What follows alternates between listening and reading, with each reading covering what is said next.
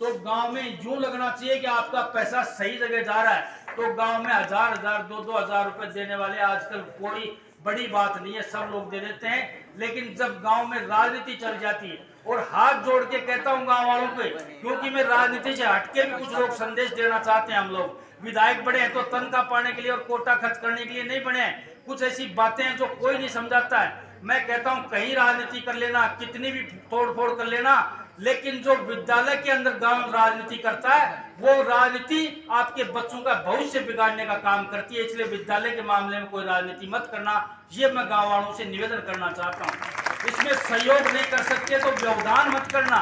आपके पास कुछ देने के लिए है नहीं तो जो है उसमें व्यवधान मत करना।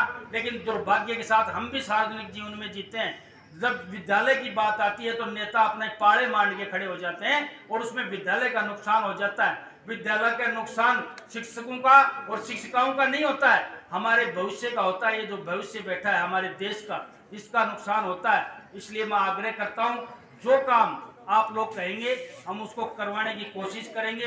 निश्चित रूप से एक आपसे कहता हूँ, जो भी गुरुजन लोग बैठे हैं, एक निवेदन करता हूँ, बच्चा जब घर से चलता है तो उसका माँ बाप आपको एक बच्चा नहीं भेजता है, एक बच्ची नहीं भेजता है। मेरी बात गौर से सुनना। जब घर से माँ बाप एक आपके विद्यार्थी को भेजता है तो वो लड़के और लड़की के रूप में नहीं भेजता है, वो आपको भेजता है अपने पूरे परिवार के सपने लेकर आपके बीच में भेजता है, और उस सपने को साकार करना आपका काम है। आपका काम है उस सपने को साकार करना। अगर बच्चे में क्षमता है तो उस क्षमता को पूरा प्रयोग करें, उसको वो वातावरण दें कि वो आपके गांव का नाम रोशन करे, आपके परिवार का नाम रोशन करे। निश्चित रूप से आप गुणात्मक शिक्षा दें, अंकात्मक शिक्षा दुनिया में कई मायने नहीं रखती। मैं कहता हूँ दुनिया का सबसे बड़ा पूंजीपति धीरू भाई अंबानी था, वो ज्यादा पढ़ा लिखा नहीं था, सबको पता है। दुनिया का सबसे बड़ा बल्लेबाज सचिन तेंदुलकर ज्यादा पढ़ा लिखा नहीं था, ये सबको पता है। आप गुणात्मक शिक्षा दें, अंकात्मक शिक्षा देके आप देश का भविष्य नहीं बना रहे। हो सकता है आपको मेडल मिल जाएगा, जिले में आपको सम्मानित कर दिया जाएगा। इस स्कूल का रिजल्ट 100% रहा। मैं कहता हूँ 99% और 95% मायने नहीं रखता।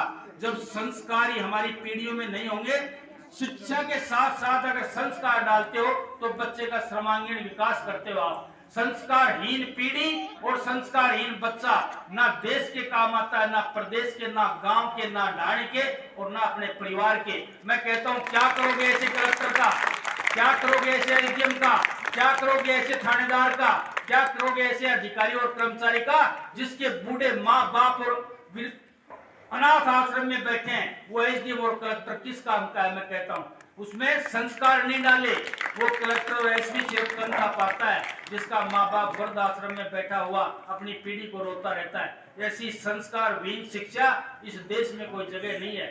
इसलिए मैं निवेदन करता हूँ हाथ जोड़ के, अंक बनाने के साथ साथ अंक की मशीन मत बना देना, पैसे कमाने की मशीन मत बना देना। इनको संस्कारी नागरिक बनाना, जिससे अपने समाज का नाम हो और गांव का नाम हो। ऐसा हम प्रयास करते रहेंगे। और ये मैंने जो बातें कही राजनीति से हटके हैं, हमारा प्रयास रहता है, हमें मौका दिया है भगवान ने, तो निश्चित रूप से जो अच्छा है वो आपको कहें। अगर 10 लोग सुनेंगे, एक व्यक्ति भी सुधर जाए, हमारी बात मान ले, तो हम समझेंगे समाज के प्रति हमारा कंट्रीब्यूशन है, समाज को हमने कुछ दिया है। सिर्फ एमएलए बन के जिंदाबाद और नारे मुर्दाबाद के नारे तो दुनिया 76 साल से देश को आजाद हुए लग रहे हैं, सबके लग रहे हैं। घने खूब मंत्री बने, खूब एमपी बने, एमएलए बने, लेकिन उनसे हटके भी करने के लिए हमारे पास काम है। मैं सबसे निवेदन करता हूं, विद्यालय में जितना सहयोग कर सको, जिसकी हाथी की हैसियत है वो मण का सहयोग करे, जिसकी कीड़ी की हैसियत है वो कण का सहयोग करे। ये तो मैं गांव वालों से कहता हूं, और आप जो भी गुरुजन लोग बैठे हैं उनसे कहता हूं कि जितना आप सर्वश्रेष्ठ दे सको, उस बच्चे का भविष्य आपके हाथ में, अपना बेस्ट से बेस्ट दो और बच्चों को अच्छी शिक्षा देके अच्छे नागरिक बनाओ। ये निवेदन करता हूं। पुनः कहता हूं, शाला के प्रधान से और आपके सरपंच साहब से, मेरे लायक जो भी बात होगी, मार्च में शायद मुझे बजट अलॉट हो जाएगा, मेरे बजट से यहाँ पर जो कुछ बन पड़ेगा, जितना बन पड़ेगा, निश्चित रूप से आपका काम करवाएंगे।